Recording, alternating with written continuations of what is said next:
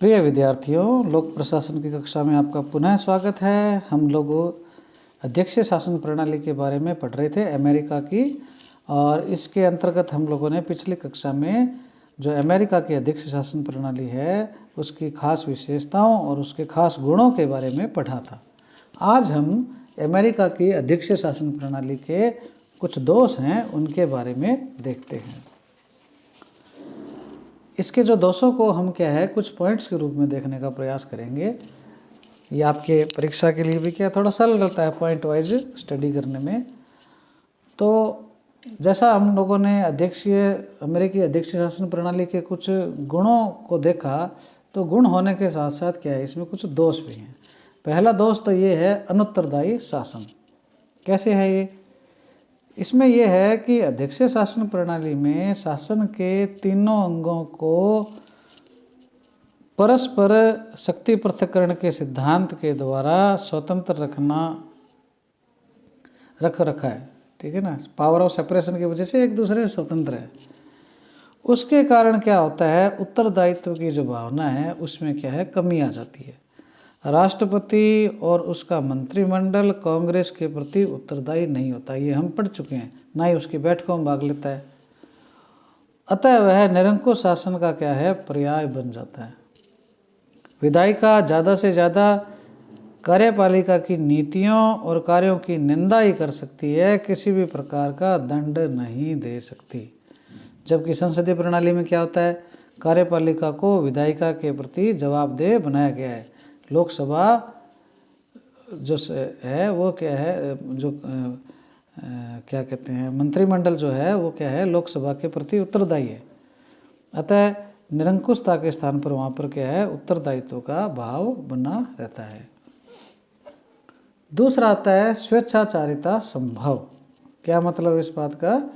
अध्यक्षीय शासन प्रणाली जो है उसमें अमेरिका का कार्यकाल, राष्ट्रपति का जो कार्यकाल है वो क्या है निश्चित होता है, और शक्ति पृथक्करण के सिद्धांत के द्वारा कार्यपालिका संबंधी कार्य क्षेत्र जो है उसमें स्वतंत्रता होने से क्या है शासन में क्या है स्वेच्छाचारिता का प्रसार होने की संभावना रहती है, क्योंकि उत्तरदायित्व उसमें है ही नहीं।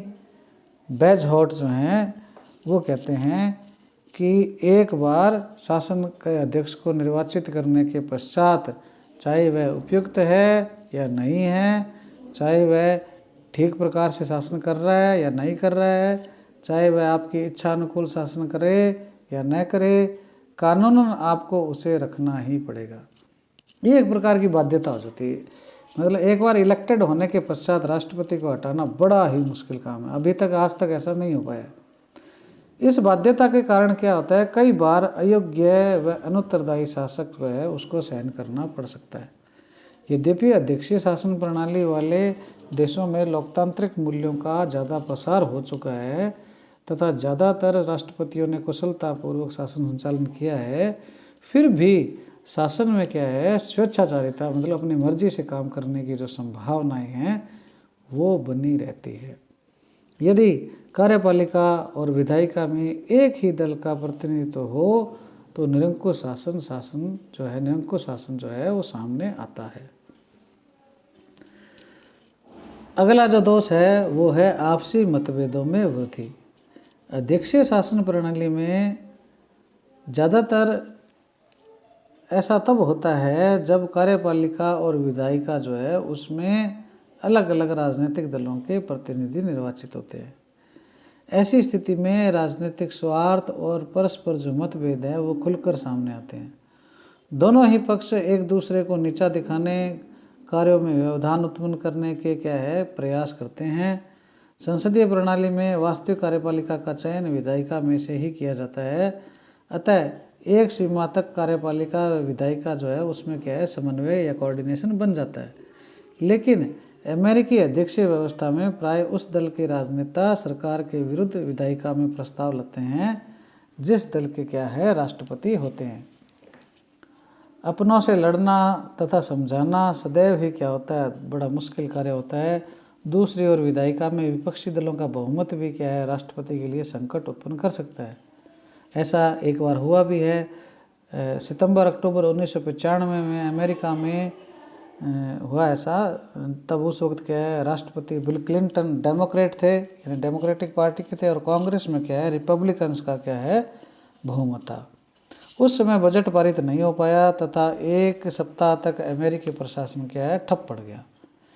ऐसी ही स्थिति सितंबर 2013 में आई, जब रिपब्लिकन्स ने डेमोक्रेट राष्ट्रपति बराक ओबामा के हेल्थ केयर बिल के विरोध में बजट पारित नहीं किया और 1 अक्टूबर 2013 को शटडाउन हो गया।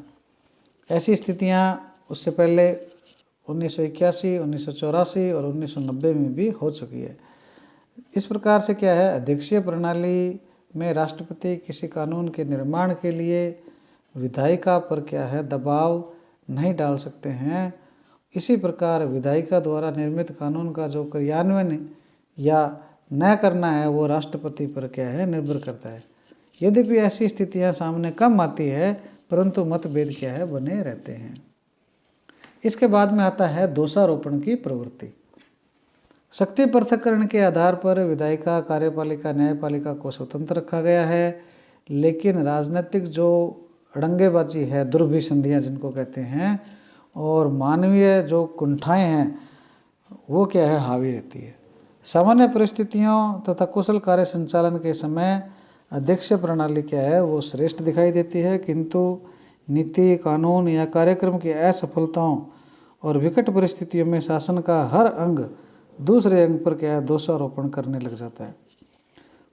कोई भी कानून है, उसकी असफलता पर विधायिका, राष्ट्रपति या कार्यपालिका पर यह आरोप लगाती है कि कानून का क्रियान्वयन समुचित ढंग से नहीं किया गया, जबकि कार्यपालिका की यह दलील होती है, यह कहना होता है कि विधायिका ने पूर्ण परिश्रम और सूक्ष्मता से विधि निर्माण नहीं किया। तो ये इस प्रकार से एक दूसरे पर क्या है, दोषारोपण करते रहते हैं। अगला जो दोष है वो है अनुकूलन व लोचशीलता का अभाव। इसमें हम बता सकते हैं कि बदलती हुई जो परिस्थितियां हैं उसके अनुसार शासन की जो नीतियां या नियमों में क्या है, संशोधन करना अध्यक्षीय प्रणाली में सहज काम नहीं है। अमेरिकी शासन प्रणाली कठोरता की परिचायक है, जहां संविधान संशोधन से लेकर सामान्य कानून तक का परिवर्तन क्या है, बड़ा दुष्कर है। लोचशीलता तथा अनुकूलनशीलता के अभाव में कई बार अपरिहार्य परिस्थितियों के अनुरूप शासन तंत्र क्या है, परिवर्तित नहीं हो पाता। अकुशल और अनुत्तरदायी राष्ट्रपति को सरलता से क्या हटाया भी नहीं जा सकता। इस प्रकार से क्या है, वहाँ अनुकूलन व नम्यता जो है उसका क्या है, अभाव पाया जाता है। अगला आता है अवयव सिद्धांत के ये विपरीत है।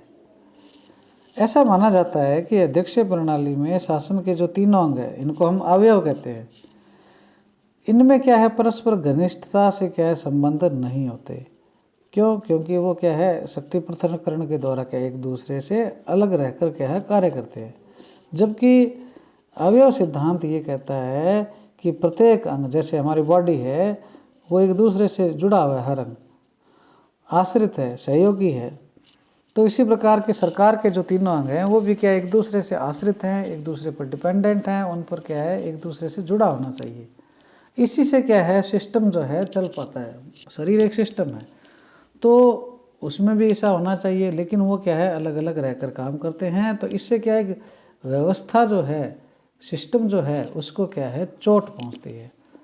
अमेरिकी अध्यक्षीय शासन व्यवस्था में उठने वाले विवाद प्राय शासन के अवयवों द्वारा, अर्थात शासन के अंगों द्वारा एक दूसरे के विपरीत चलने, सोचने तथा कार्य करने का परिणाम रहे हैं।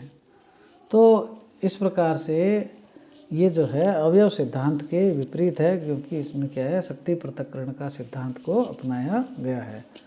तो हम लोगों ने आज अमेरिकी अध्यक्षीय शासन प्रणाली है उसके दोषों के बारे में पढ़ा।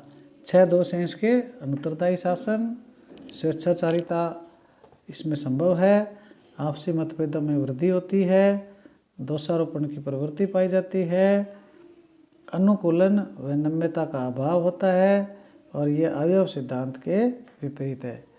इसके पश्चात हम लोग अमेरिका की जो प्रशासनिक व्यवस्था है उसके बारे में हम क्या है देखेंगे कि उसके क्या खास बातें हैं, वो हम अगली क्लास में देखेंगे।